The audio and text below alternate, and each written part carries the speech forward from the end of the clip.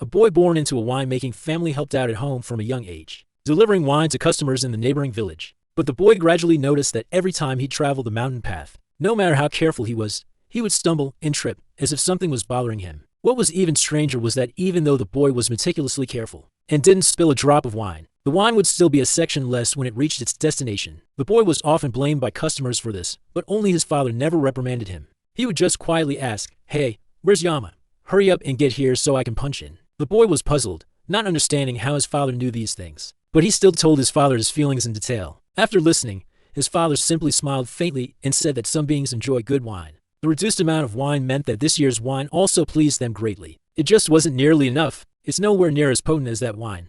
I bought it, I know. I sacrograde mono da." It was then that Ledger remembered what his father had once told him.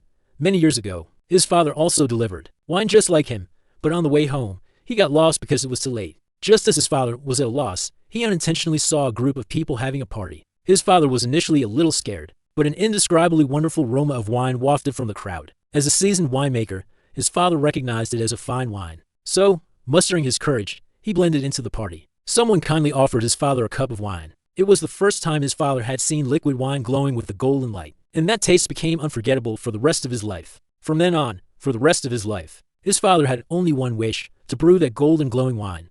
But no matter how hard he tried, he never succeeded. Instead, his health deteriorated, forcing him to admire it from afar and rest. Unable to continue brewing, his son, Leju, took over his father's burden. However, as a young man, he simply couldn't achieve what his father had. To follow in his father's footsteps, Leju tried every method to exchange for rice and water, but it was still futile. But then, one day, Leju had a sudden thought.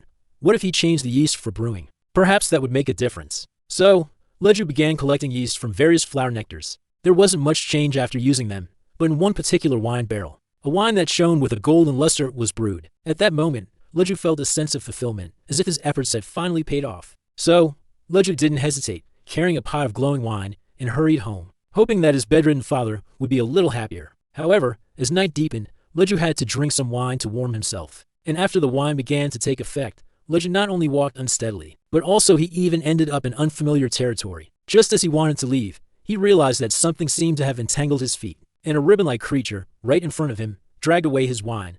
Leju quickly gave chase, unknowingly running a long distance. After finally managing to snatch back his wine, he realized he was lost, and in front of him, it seemed there was a gathering. Before Leju could figure out the situation, a voice sounded, "Then you wait first." Oh, what? Leju hadn't even thought of how to explain, when to his surprise, the other party saw the wine in his hand and instantly became cheerful. The next second, the other party pulled out a wine gourd and poured out the same glowing wine as his. It was then that Leju understood he had met the same people his father had met years ago. They seemed to be beings called Changshi, holding a gathering here. And the glowing wine here seemed to be a very precious commodity, which could be used as currency to exchange for goods. Just then, a bald man waved at Leju, wanting to exchange some glowing wine with him. Leju initially didn't want to agree, but right in front of the bald man, Leju saw a wine cup identical to the one his father often used. Leju didn't hesitate to exchange his glowing wine for it, but for some reason, neither the man who exchanged the wine nor any of the Changshi present drank the wine from the cup. Before Leju could figure it out, another group of people surrounded him, wanting to exchange for the glowing wine in his hand.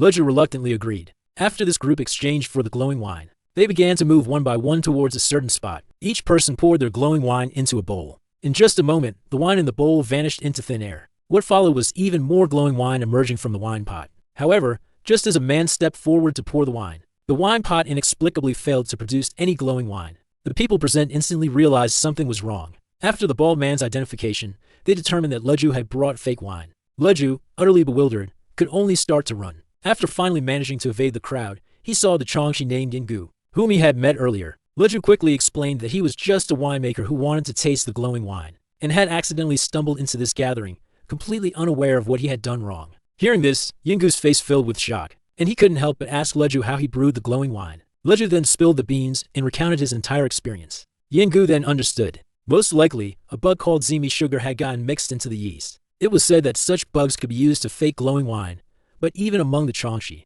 no one had ever succeeded. Luju's wine not only fooled the Changshi but even the bug that initially snatched Luju's glowing wine mistook it, which was enough to prove the exquisite skill of Luju's craftsmanship. Yingu stated that he could trust him, but warned Leju that this glowing wine should not be sold. People who drank this wine would be able to see Mushi bugs, spirits, which would surely cause a commotion. Leju, upon hearing this, didn't understand what Mushi were. Yingu merely spoke slowly, so to Jodam Iga demo night. After saying this, Yingu told Leju that his glowing wine wasn't entirely unsellable. For Mushi masters, one that allowed one to see Mushi was also very useful. Yingu would help promote it, as long as he continued to replenish the glowing wine. And after this upheaval, everything finally settled down. Leju handed this matter, along with that cup, to his father. The father and son sat in silence, yet it was as if many words had been exchanged. Sax, Girawa, Madama Dara Omakankona A Tokimari. Sanatoki no go stay with me, your daddy Hydra came here, said many some Nike Nissa said I could add it.